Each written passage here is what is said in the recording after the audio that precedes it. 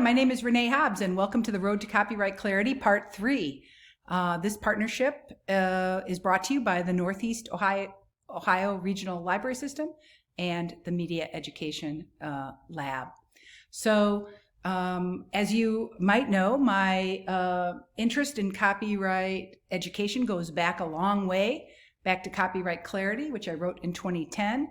My most recent book, The Library Screen Scene, Film and Media Literacy in Schools, Colleges, and Communities, addresses how academic, public, and school librarians are bringing film and media literacy education into their communities.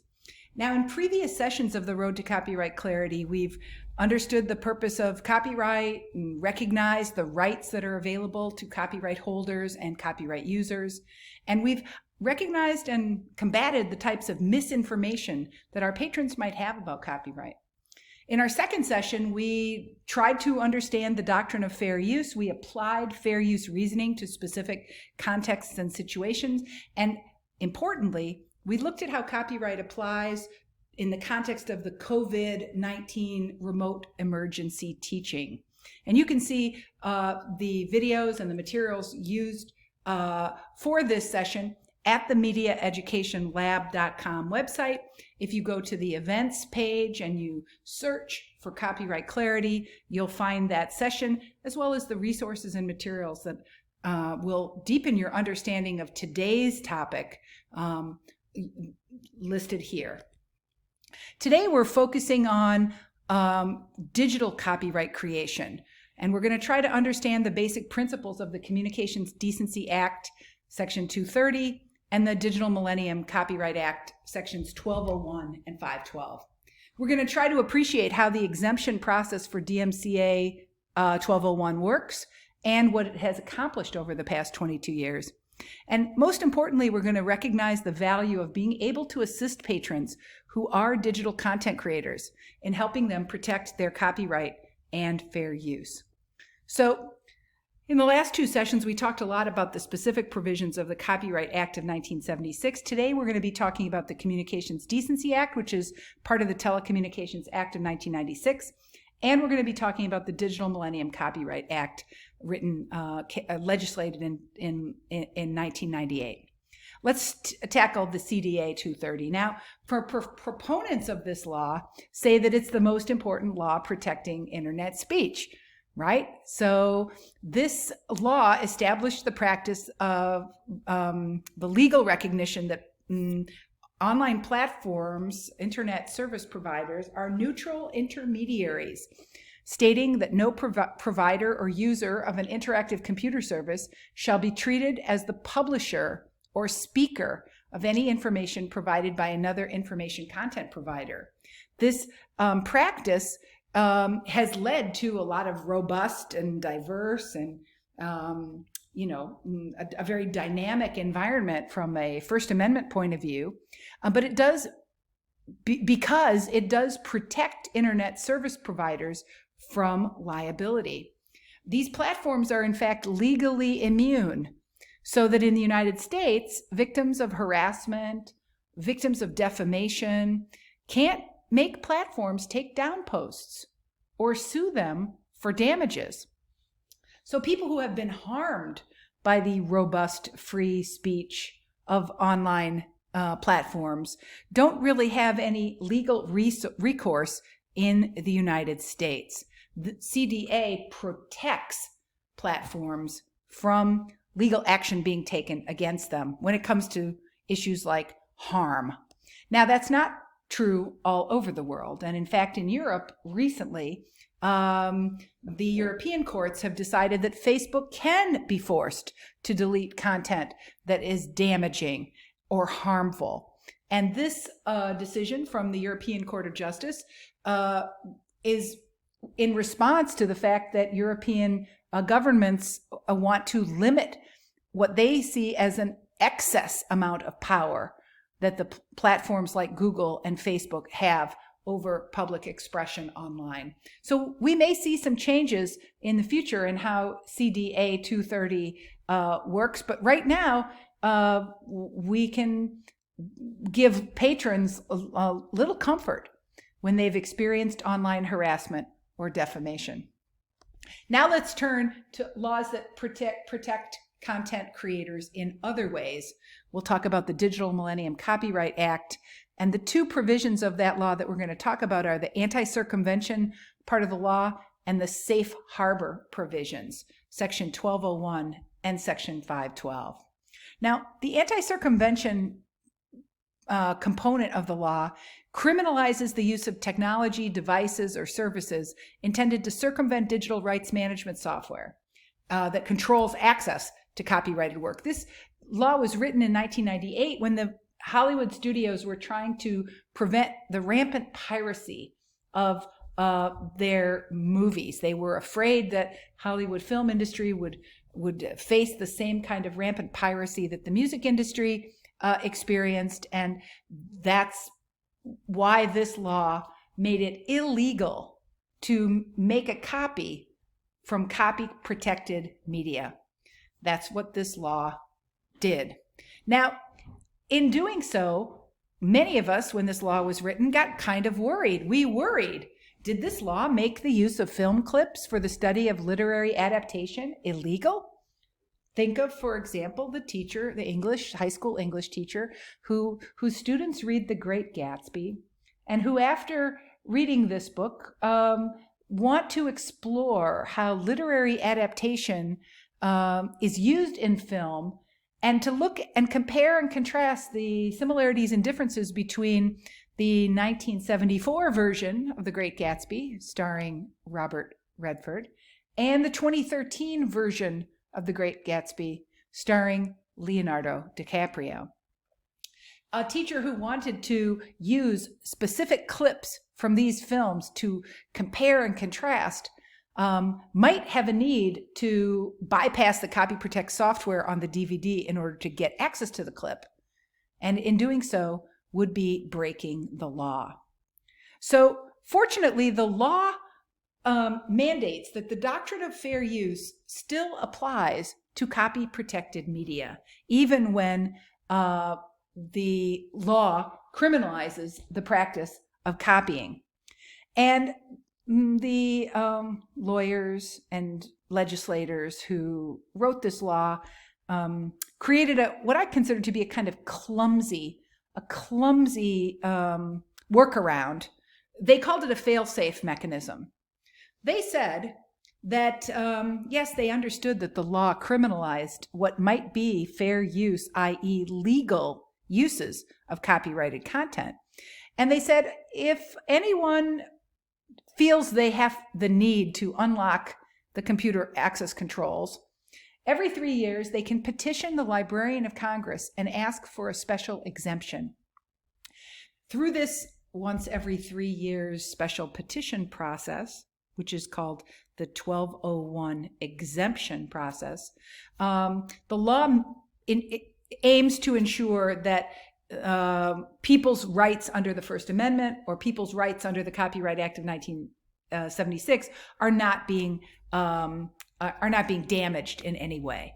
So let's take a look at the past 22 years of Section 1201 exemption process, how the law has changed every 3 years over time. I had the great opportunity to be part of this process when I petitioned the Librarian of Congress for special exemptions for K-12 teachers, and then K-12 students, and then librarians working in digital media literacy programs in libraries, museums, settlement houses, and other nonprofit organizations. So the story is a long one, but it shows how the law changes in response to advocacy, because these were the petitions of advocates who asked for special exemptions and who received special exemptions. Beginning in 2006, with a provision that allowed for the ripping of audiovisual works that were included in an educational library of a college or university's film or media studies department, to, in 2009, copying short portions of DVD movies for the purpose of criticism or comment by college and university professors and other college and university film and media studies students, for documentary filmmakers, for people making non-commercial videos.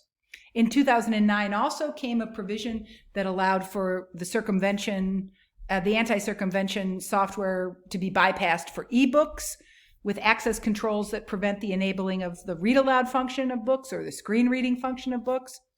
In 2012, the exemption extended to include all college and university faculty, not just people teaching film classes, and K through 12 educators.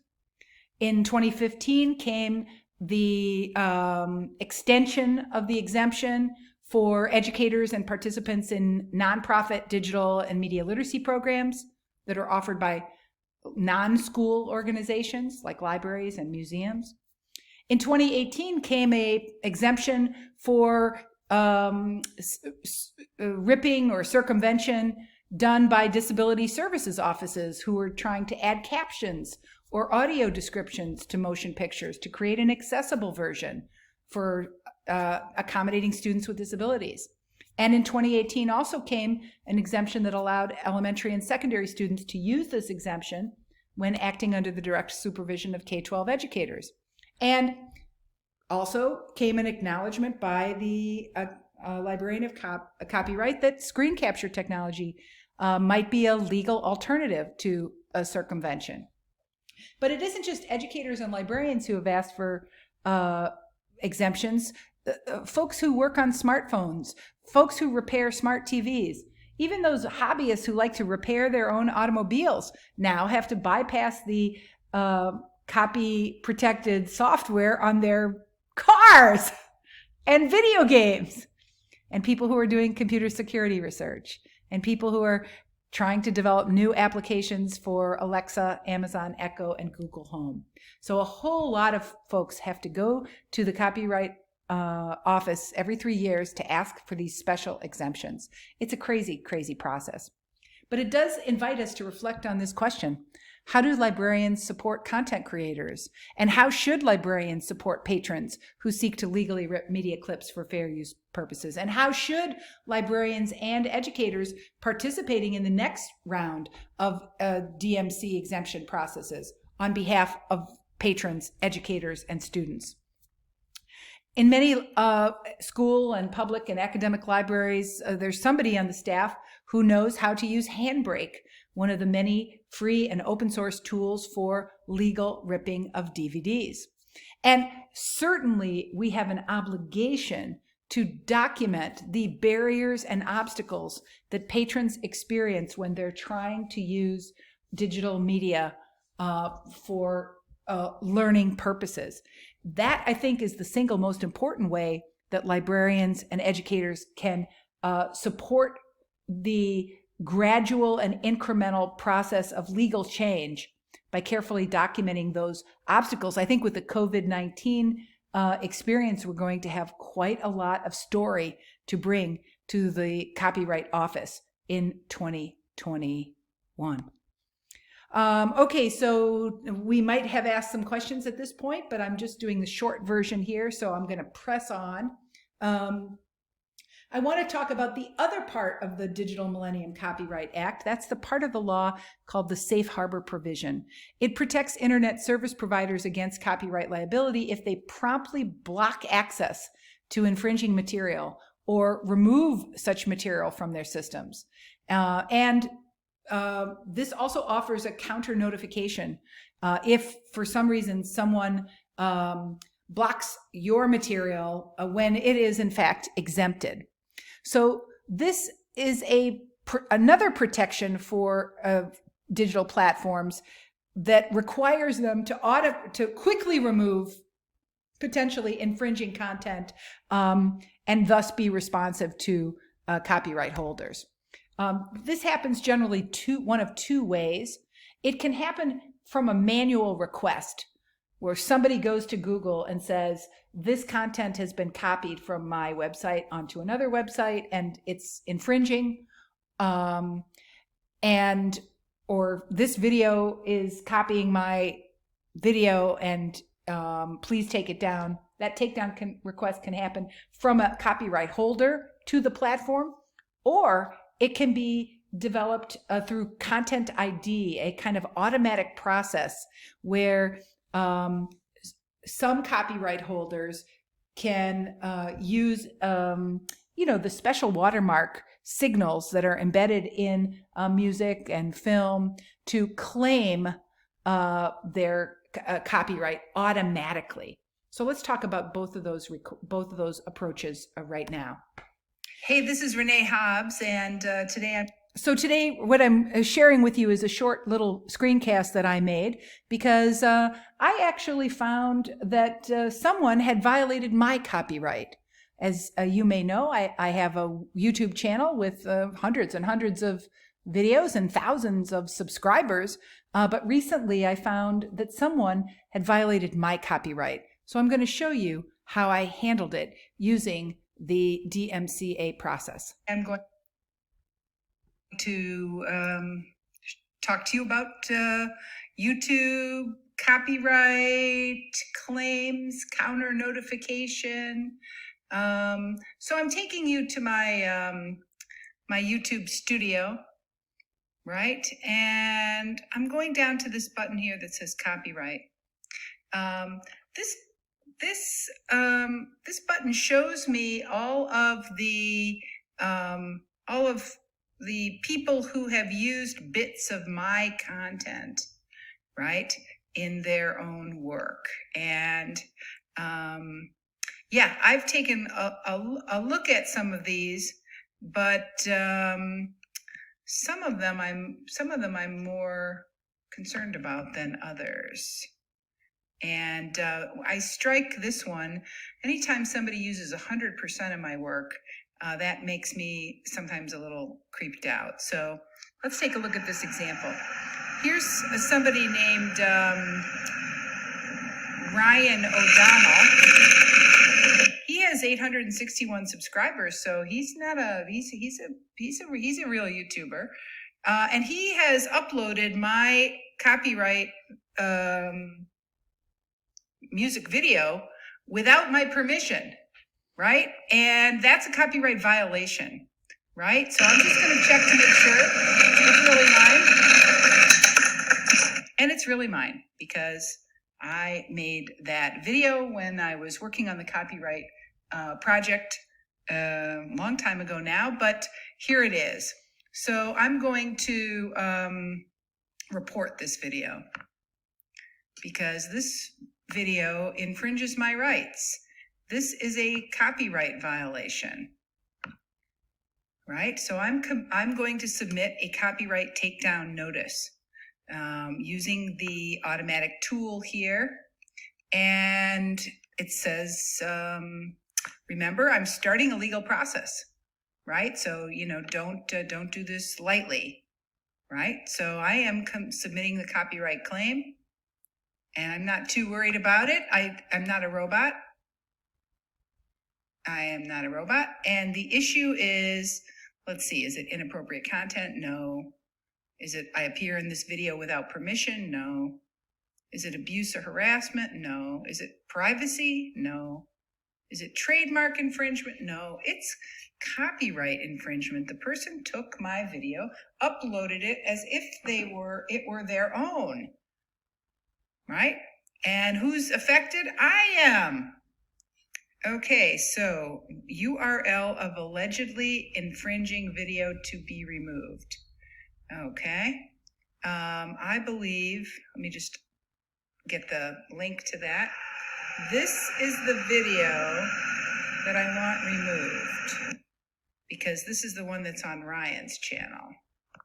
Okay, so I have to go back here to find that URL of allegedly infringing video. Describe the work allegedly infringed. This is my YouTube video, was re-uploaded by another user.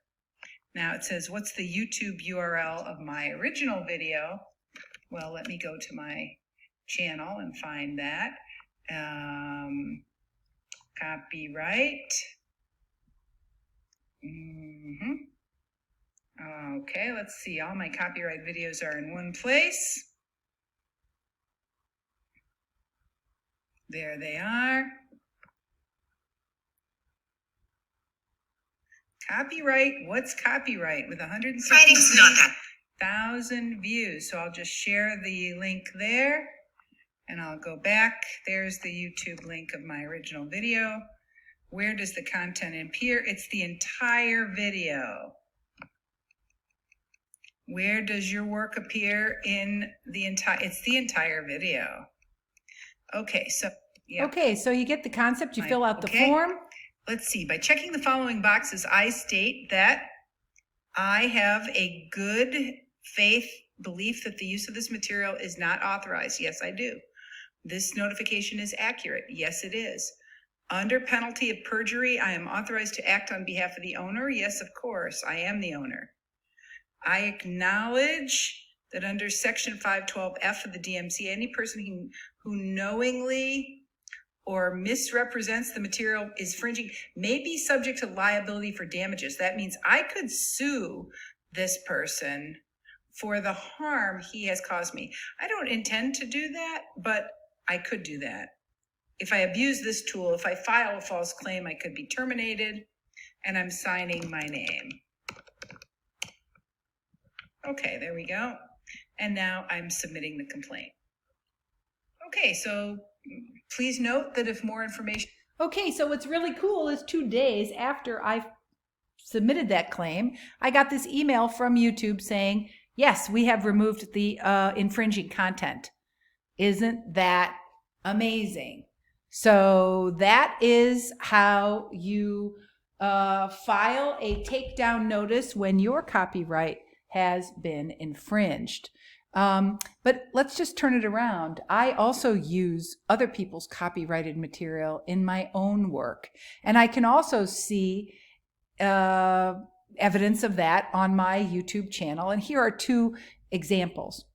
I took a screenshot of a Trump rally excerpt in 2019.